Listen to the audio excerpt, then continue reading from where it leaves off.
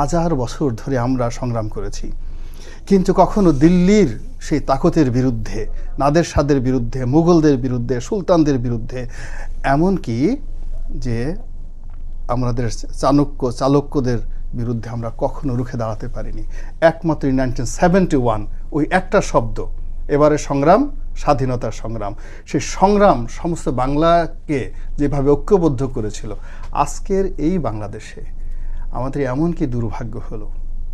আমাদের আমল এত খারাপ হয়ে গেল যে আল্লাহর গজব এমনভাবে নাজিল হয়ে গেল যে পুরো একটা মুক্তিযুদ্ধের ইতিহাস নিয়ে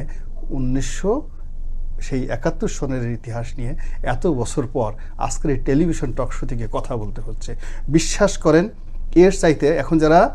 যুদ্ধ হাতে মুক্তিযুদ্ধ করেছেন, অস্ত্র হাতে যুদ্ধ করেছেন, নিজেদের চোখের সামনে যারা দেখেছেন তাদের কলিগরা মরে গিয়েছে, নিজেদের চোখের সামনে দেখেছেন বাড়িতে এসে তার মা ধর্ষিতা হয়েছে, নিজেদের চোখের সামনে তারা দেখেছেন তাদের বোনকে ধরে নিয়ে গেছে রাজাকার আলবদররা, তারা আজকের এই দিনে অপশন দেন গলায় দড়ি দিয়ে মরবে, অপশন দেন ফায়ারিং স্কোয়াডে গিয়ে মরবে, এগুলো শোনার সেটা যা কিছু হচ্ছে এই বাংলায়।